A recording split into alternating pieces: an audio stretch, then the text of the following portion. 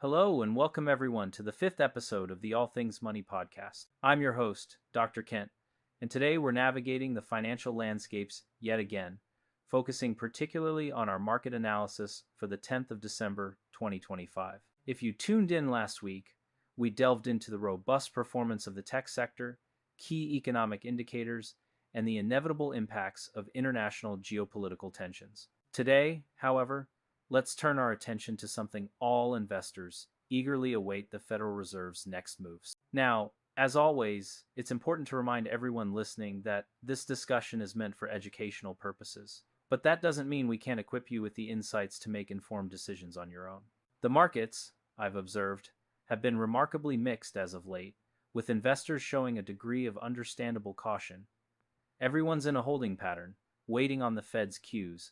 To break it down further, let's look at the specifics of how the S&P 500 and Nasdaq are behaving amidst these anticipations. We've seen a 25% gain in the S&P this year. However, the last few weeks showed some profit-taking and consolidation. This cautiousness by investors suggests they're waiting for a clearer direction on rate policies before proceeding with more aggressive market plays. It's like the weather is calm right now, but everyone senses an impending storm or perhaps a blessing, and in these markets, it can be both. The Nasdaq, however, continues its intriguing dance, reaching all-time highs early this month, only to be caught in choppy trading dynamics. What's fascinating here is the heightened sensitivity to interest rates in this sector. With a pause or an accommodative stance from the Fed, we might see a fresh rally, but any limiting rate cuts going into 2026 could tighten the airwaves in this tech space significantly. Let's not forget about the Dow Jones Industrial Average. It's currently experiencing its longest losing streak since the 1970s. Quite peculiar, right? But remember, the Dow's needs are different. Its reliance on fundamental economic growth as a supportive ladder means the broader economic indicators we've seen are crucial for its sustained movement.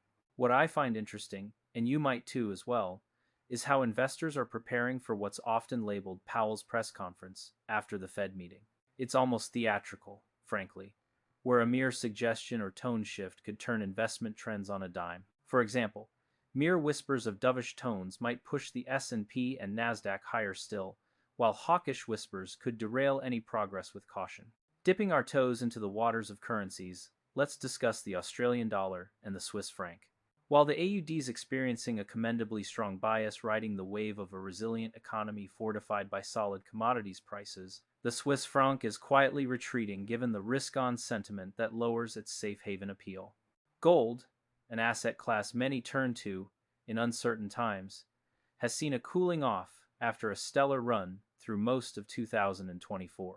Now, as I've often remarked, when the energy shifts towards risk-on environments, especially when the Fed pauses its cuts, gold naturally becomes less shiny, metaphorically speaking.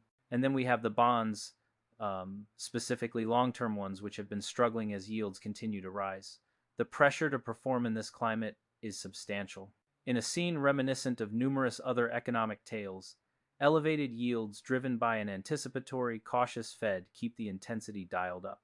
I'd encourage our listeners today to consider how these varying elements might reflect on their broader investment strategies.